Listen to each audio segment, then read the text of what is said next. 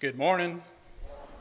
Good to see everybody here this morning, as always. And just to let you know, my mom is not here this morning because she has went to the hospital with my cousin, who Ron mentioned earlier, because she is in a lot of pain. So her mom could not be there. So my mom is next one in line. So she has to go up there to help tend to her and be with her there. I'd like to thank Brother Evan for the work that he's done here and the lessons that he's brought, and I know all of us certainly appreciate his work. And last Sunday, he said he was going to talk on the subject of grace. And I thought, oh no, that's what I'm preaching about next Sunday. But I'm glad when it comes to grace, there are several different parts of that there needs to be talked about, and he talked about grace and mercy, which today my lesson comes from a different aspect of the subject of grace, and that is grace, faith, and works. Now there's always a lot of confusion on how grace, faith, and works all work together. In fact, you'll hear people say that, well, what saves us from sin? And they'll say, well, obedience to God is what saves us, and they'll say, obedience to God doesn't save us. We're saved by the grace of God. And then you also hear like, well, works is what saves us from sin. Another person will say, no, works does not save us. Baptism is a work. And they'll say we're saved by faith. And you also hear it another way. You also hear someone say that we are saved by obeying God's will. And they will disagree with you and say it's not obedience to God's will that saves us. It only matters if you believe. So, which one of these is it? Is it all of these here? Do we just pick one? Because we even see in the Bible kind of the same thing, but not really arguments against each other. You see in James chapter 2 in verse 21, where there it said that was it not counted? Was Abraham? I'm losing my mind. I can't recall that verse now. Was not Abraham justified by works when he offered up his son Isaac on the altar? And then you also look in Romans chapter 4 and verse 3. It says there that Abraham believed God, and it was accounted to him for righteousness. So we see where he was justified by works, but then he also believed, and it was accounted to him for righteousness. John 3:16, I'm not going to quote that because we all know what it means and what it's talking about. And then also you have other verses like 1 Peter chapter 3 in verse 21 where it says, the like figure whereunto baptism does now also save us. So it kind of gets confusing. We see all these different things here that says it saves us or says that we must do, but does one exclude the other? If one says that I have to do works, does that mean that I also have to have faith? Or if we're saved by the grace of God, does that mean we have to do works? You know, you hear a lot of confusion about how all this works, and Brother Don Blackwell had a very good lesson on this. And in one part of his lesson, I find this is the key thing in how we are to understand how all this works together. And what we need to understand are the definitions of these three words. So I want to start with the first word, grace. We all know the meaning of the word grace, which that means unmerited favor. It is a favor that you have received, but you have not earned it. We see it used in couple different instances here in the Bible, such as in Titus chapter 3 and verse 7. Titus chapter 3, verse 7. It says that having been justified by his grace, we should become heirs according to the hope of eternal life. Now we see here where he's using grace in the sense of salvation. But then we turn over to Colossians chapter 4. Colossians chapter 4.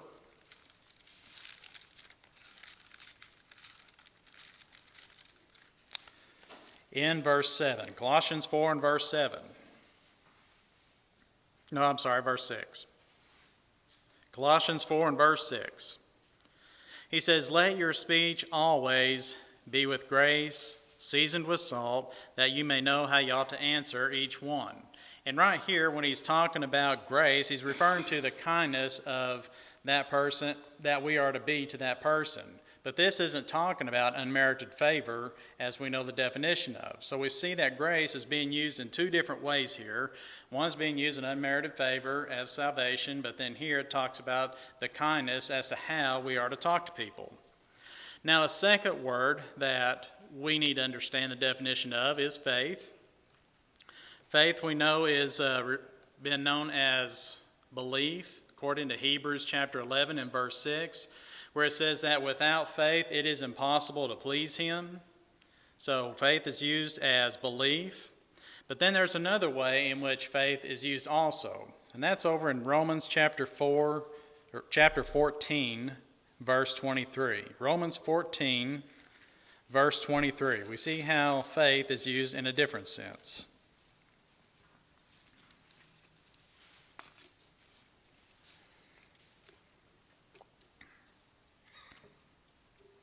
It says, "But he who doubts is condemned if he eats, because he does not eat from faith, from whatever is not from faith is sin." And right here is not really talking about belief, but talking about personal conviction. You know, personal conviction that's kind of more individually, you yourself. And then also another way in which faith is being used as is in, let's look in Jude verse 3. The book of Jude verse 3.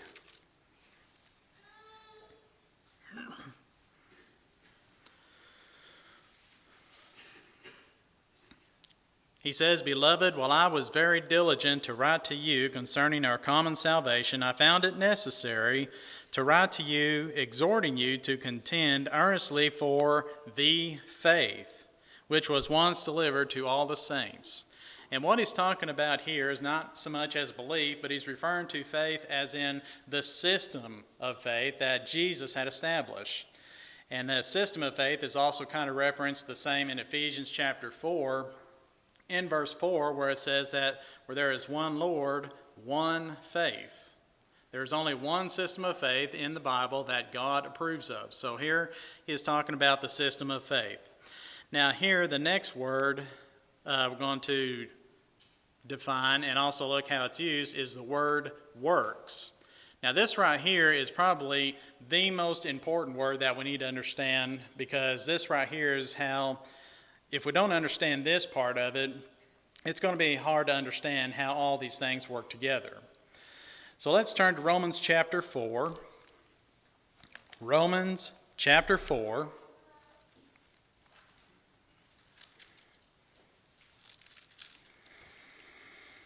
Starting there in verse 1. "What then shall we say? Abraham our father is found according to the flesh? For if Abraham was justified by works, he has something to boast about, but not before God. For what does the Scripture say? Abraham believed God, and it was accounted to him for righteousness. Now to him who works, the wages are not counted as grace, but as debt." Now right here, he is making a reference to Genesis chapter 15 and verse 6. Genesis 15 and verse 6. And what he's talking about here is the works of the law of Moses, especially when you're talking about the subject of circumcision. Now if you also look into James chapter 2, we kind of see how it's worded a little bit different here.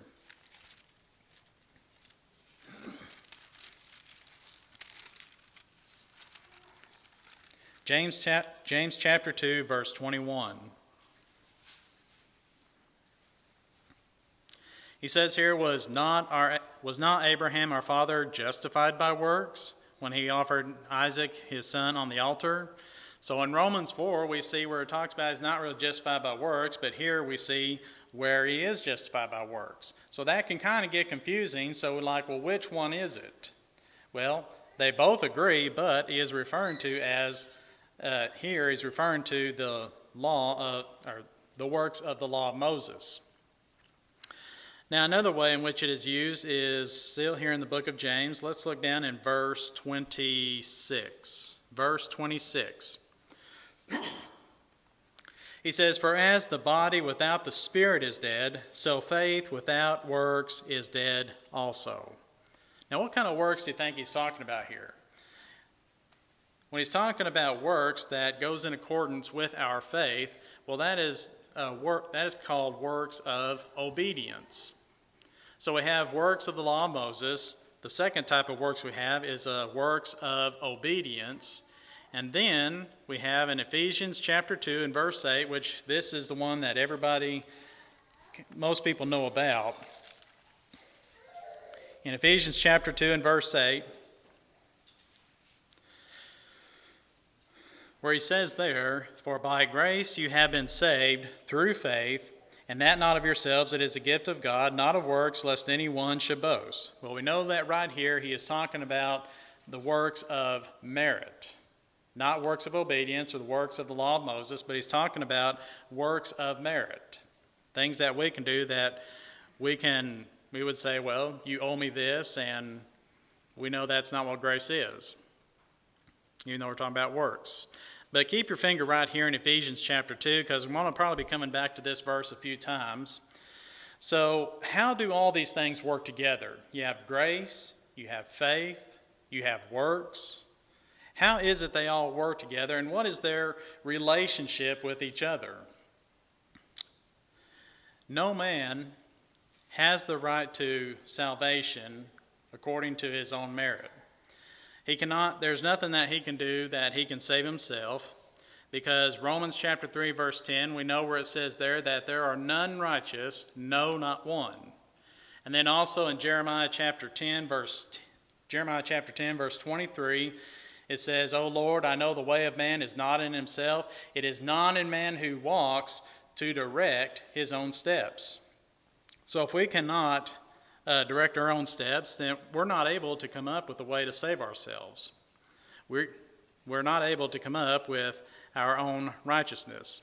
So ever since man has committed the first sin in the Garden of Eden, well, ever since then, sin has spread throughout the world, and now everyone has sinned. According to Romans chapter 3 and verse 23, all have sinned and fallen short of the glory of God.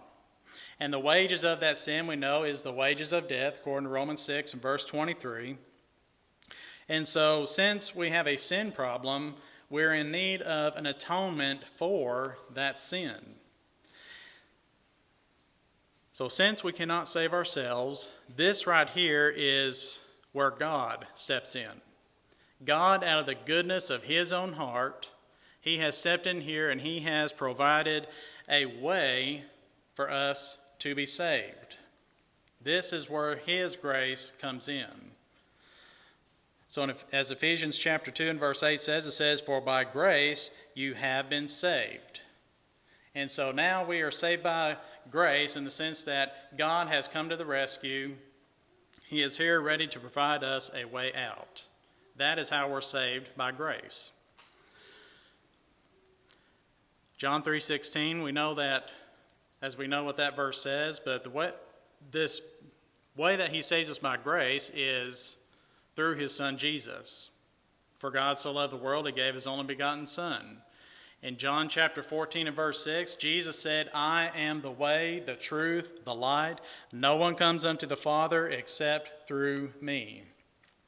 Titus chapter 2 verse 11, it says there that the grace of God which has appeared to all men. And then also John chapter 1 verse 17, it says that the law came from Moses, but grace and truth came through Jesus Christ. So maybe if I can kind of illustrate this for a second, what I'm talking about as far as grace. Let's say that one of you is driving down the road and all of a sudden you run out of gas.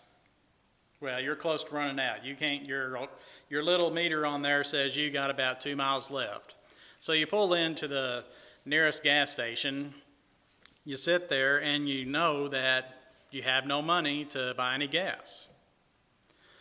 Well, so let's say here along comes Brother Dale. He has some money, as we all know. But anyway, he sees your problem. He's talked to you and realized you have a problem, that you are in need of some gas money. And so what he does is he says, I'll tell you what, I'm going to give you just enough money to fill up your gas tank. So he goes back to his truck and he writes a check for $1,000. And what does he do? He is going to offer that $1,000 what it takes to fill up your vehicle. Does that sound about right? So out of his grace, that person who had ran out of gas is then saved. But did Dale have to do that? Did God have to? He did not have to send his son to save us from our sin. In fact, if he wanted to, he could have just let us perish. But since he did send his son, we are then saved by grace. But this is not where the salvation process ends. Because right now it has only been offered. It is only being provided, but the salvation process has not yet ended. If we look back in Ephesians chapter 2, again there in verse 8, says, for by grace, which is God's part, you have been saved, and notice these two words, through faith, which that is our part. And so the process of gift giving, which that's what it says grace is here, it is the gift of God. In the process of gift giving, you have two parts. You have the one who is giving the gift, and then you have the one who is receiving the gift. Now, up to this point, the gift has been offered, it's being provided, but is the gift of His grace in our possession yet? Do we have it immediately within our possession once we realize that it is being offered? It has to be received in order for it to complete the salvation process. In fact, not only does it have to be received, it can also be denied. If you look in John chapter 1, we can see here where even Jesus was denied. John chapter 1 in verse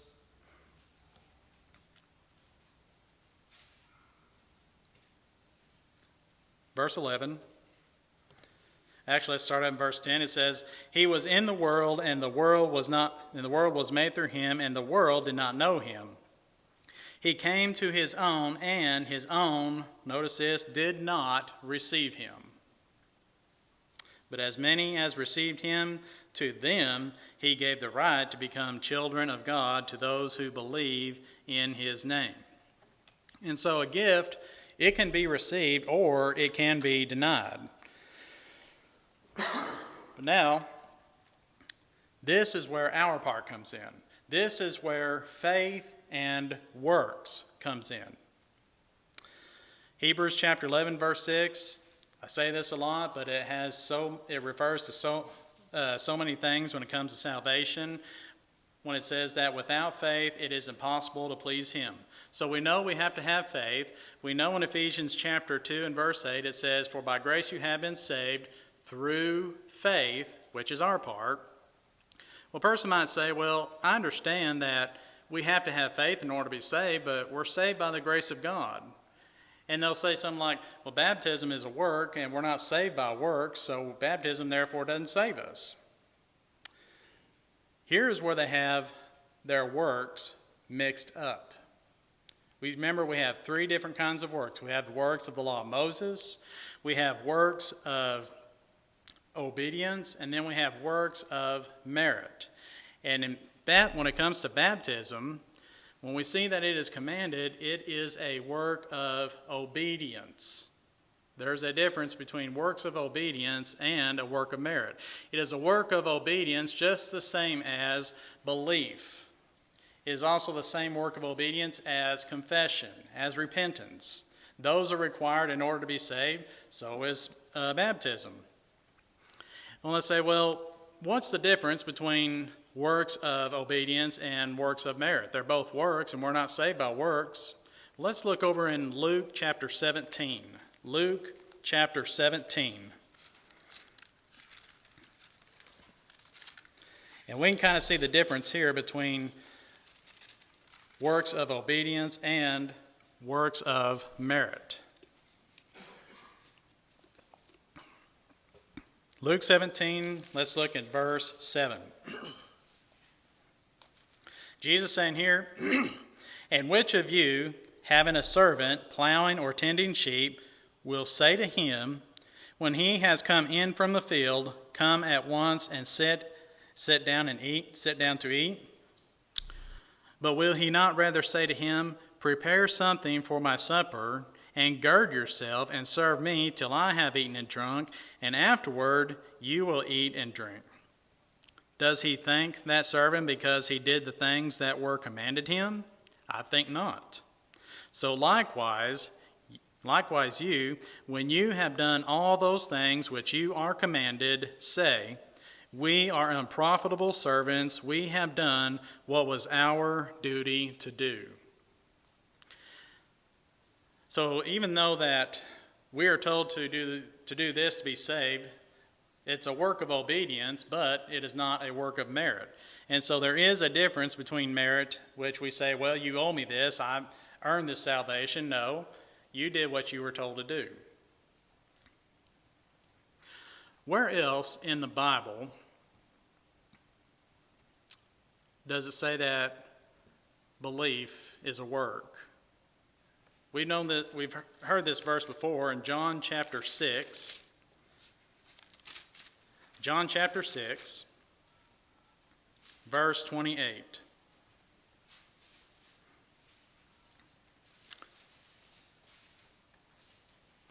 Then they said to him, "What shall we do that we may work the works of God?" Jesus answered and said to them, "This is the work of God, that you believe in him whom he sent." And so therefore, belief is called a work because it is obedience. You are obeying what you were told to do in order to be saved, so therefore you have to work in order to obey it. But now, so we see here that belief is a work, and so therefore we know if we're going to have to believe, we're going to have to work, so we must work. Where else in the Bible does he say that we must believe? There's one verse in the Bible, and there's probably several, but one verse that probably many denominations do not like to go to, and that is Mark chapter 16. Mark chapter 16, verse 16.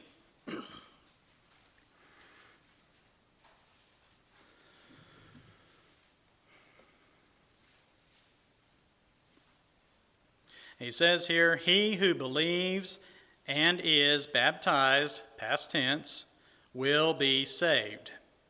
But he who does not believe will be condemned already." Well, we know that if you're not going to believe, you don't have to go as far as baptism, because no one's going to be baptized for something that they don't believe in.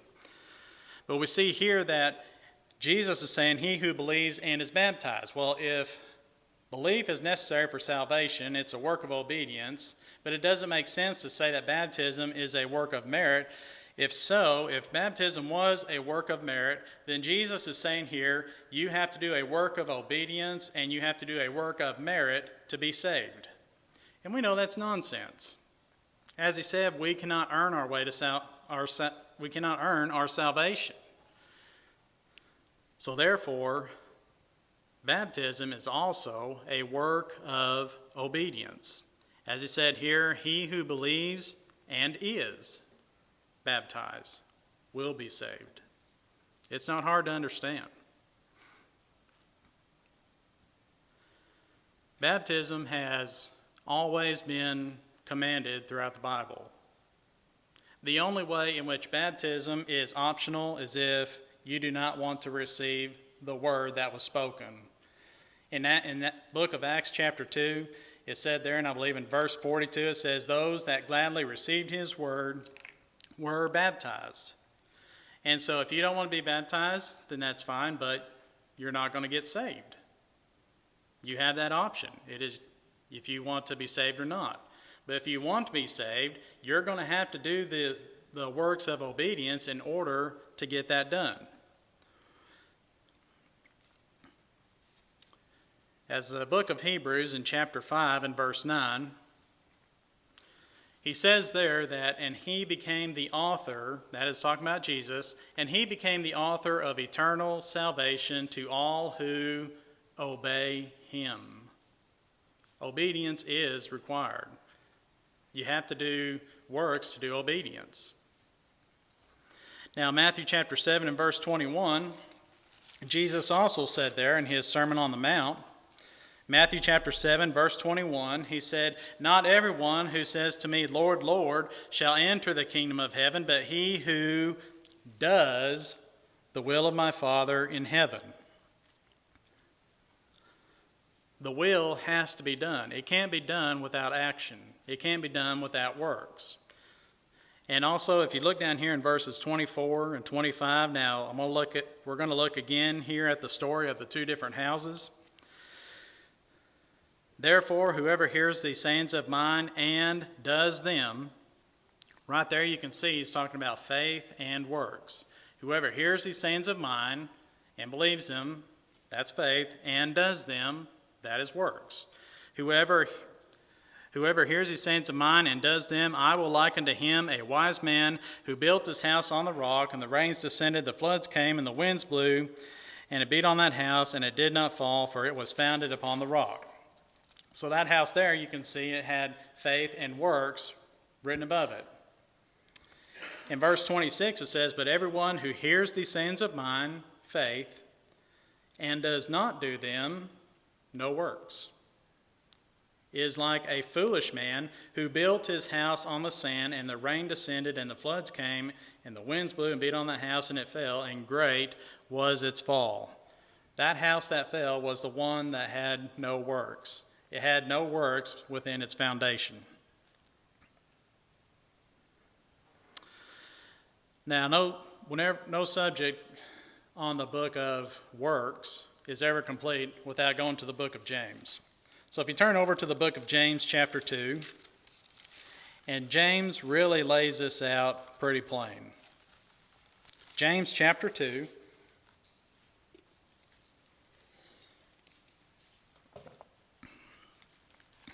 Starting there in about verse 14.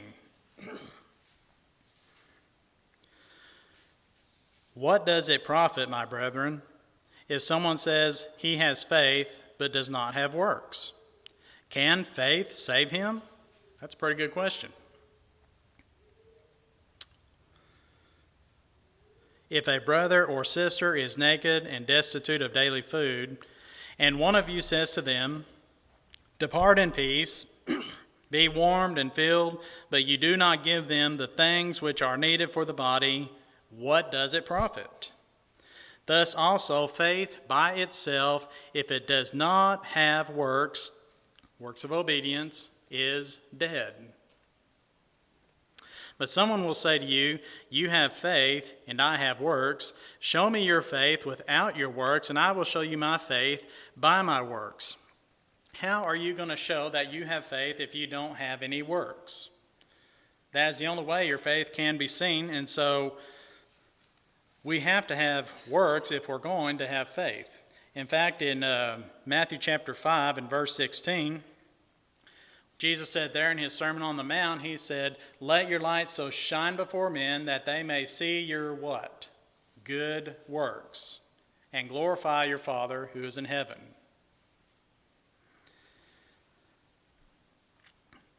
You believe that there is one God, you do well. Even the demons believe and tremble.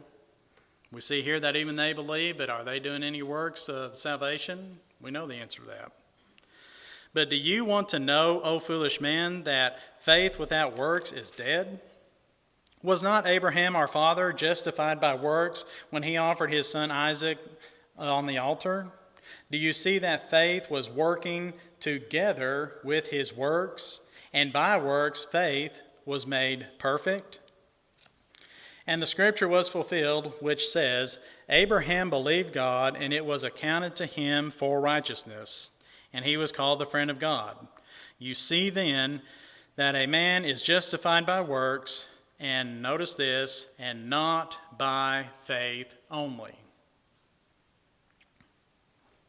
Likewise, was not Rahab the harlot also justified by works when she received the messengers and sent them out another way? For as the body without the spirit is dead, so faith without works is dead. You know, it makes no sense to say that you have faith in God, but you're not doing anything. Well, I believe in God. I know I'm saved. I believe in God, but you're not doing a thing that He's telling you to do. That doesn't make any sense. That how are you saying you believe in God, you have faith in God, but yet you're not doing anything? In fact, Jesus asked that same question. He said, why do you call me Lord, Lord, and not do the things that I say? It's pointless. It's not going to do us any good if we just only believe. So getting back to the person who just received $1,000 from Dale, he wrote him a check, and so the gift of his grace is not yet in that person's possession. Yes, they have the check, but they have to go to the bank. They have to either deposit or cash, whichever they want to do. They have to cash it. They have to go back to the gas station, pay the gas attendant the money, and then go to their vehicle and fill it up. And once that gas is in their tank, now the gift of His grace is in their possession.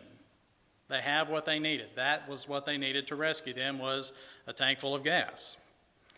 And so just because God's grace is offered, we got to think to ourselves, does that mean we're saved? It still yet has to be received, and it has to be received according to His will. So how do you receive the gift of God's grace today? After you have heard the word, you believe, which is a work of God, that we must work. You have repented of your sins, which is a work. You have confessed, which is a work. At what point is His grace within your possession? In the book of Romans chapter 6, in verse 4, Romans chapter 6, verse 4, it says, therefore we are buried with Him through what? Baptism, into death, that just as Christ was raised from the dead by the glory of the Father, even so we also should walk in a newness of life. For if we have been united together in the likeness of His death, certainly we also shall be in the likeness of His resurrection. There is no other verse that says that we are united with Christ other than through baptism. Galatians chapter 3 and verse 27, it says, for as many of you has been baptized into Christ, have put on Christ. Christ is in their possession. They have the gift of God's grace in their possession. So have you received that gift today? Do you have it within your possession? If not, then there is a way that we can help you with that today.